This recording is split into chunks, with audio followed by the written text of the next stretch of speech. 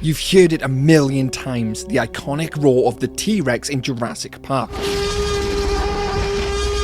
But did you know that the sound you've actually been hearing all these years is not what you think it is, and is not what a T-Rex sounded like? The roar also contains hidden messages and meanings. We'll decode the T-Rex's iconic sound in Jurassic Park, exploring the symbolism and subtext behind the roar, from the T-Rex's dominance over its prey to the fear it instills in its enemies.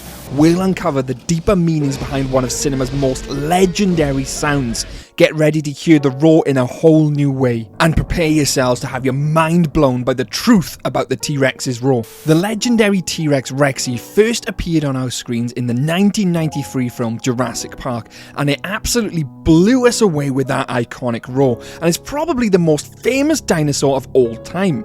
But what did it actually sound like? Many people actually believe that the T-Rex actually sounded like the roar we hear in Jurassic Park. That is not true, as this sound was actually created specifically for the Jurassic Park movie. Now, I'll tell you just how they made that sound in one moment, but there are a whole host of other sounds that the T-Rex actually makes, from its grunting noises, its snarling noises, and obviously the iconic roar. The film's sound designer Gary Rydstrom spent months recording and fine-tuning these sounds, and if people actually knew where the sounds came from, Jurassic Park would probably be rated R. Now, believe it or not, the majority of sounds for the T-Rex actually came from Rydstrom's pet, a petite Jack Russell Terrier named Buster. But the iconic roar was actually a mix of alligator, whale, lion for the attack scene, and a baby elephant to complete the entire roar sequence.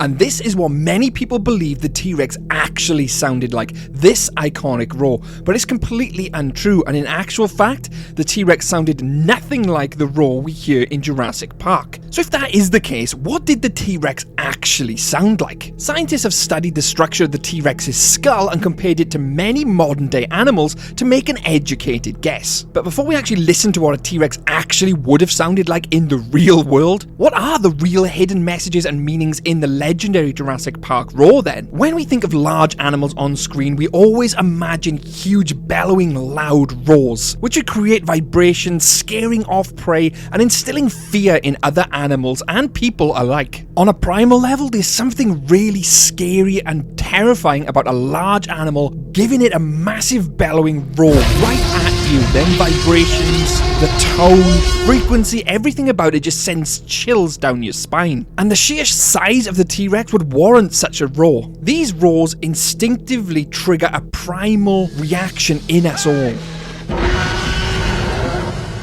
Very much like when you hear a lion roar, you can't help but be impressed, but scared at the same time. That's that primal level of fear kicking in. And just like when Gennaro runs to the bathroom, that fear definitely kicked in with him. And that's what they tried to instill with the legendary Jurassic Park roar. But what did the actual real-life T-Rex sound like? Because if they put what the T-Rex actually sounded like in film, it wouldn't have that same effect and would actually sound nothing like we'd think it would. And the recent studies suggest that dinosaurs almost certainly didn't roar. They probably cooed instead. Or more accurately, they may have produced sounds in a similar way to the way doves coo or ostriches boom. Many modern day birds use what we know as closed mouth vocalization. Crocodiles, another distant relative of the dinosaurs that split from a common ancestor around 240 million years ago, also use closed-mouth vocalization to generate deep rumbling sounds that cause the water around them to dance. But with such large animals producing many of these sounds, such as the T-Rex, how would they have sounded to our ears? Much of the booming calls of crocodiles and cassowaries is beyond the limits of human hearing in low frequencies anyway. Elephants are also known to communicate over long distances using infrasound, and rhinos use infrasound whistles that resemble humpback whale songs to penetrate the thick forest habitat. So with that information and the size of the T-Rex, the sound they could have produced would have been very low frequency indeed. Now I know you're all probably dying to hear what that actually sounded like, so here's a reconstruction of what that would have potentially sounded like back 65 million years ago. Have a listen.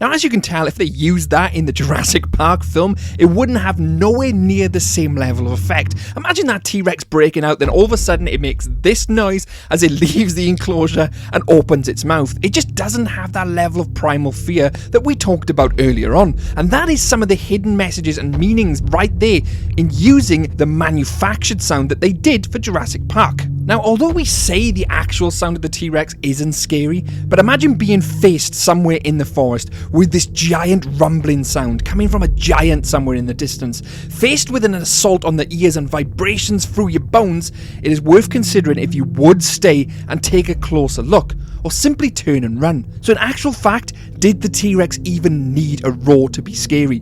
Probably not. Now, we will never actually 100% definitively know what a T-Rex sounded like, because we didn't live 65 million years ago. Unless John Hammond suddenly crops up and decides to make a real-life Jurassic Park, I don't think we're ever going to know that anytime soon, but I could be wrong. But what do you think the T-Rex actually sounded like? And do you prefer it to the actual Hollywood blockbuster movie sound of Jurassic Park? Let me know in the comments, and if you learned something new today, please hit that like button. And if you love Jurassic Park and want to see more theories on Jurassic Park itself or Jurassic World, I have a whole host of them on the channel. Go and check them out now. I'd like to thank my YouTube members for supporting the channel and helping me make videos like this. Thank you guys. I've been Shadows, and I hope you've enjoyed today's video, and I'll see you all in the next one. Cheers now. Bye-bye.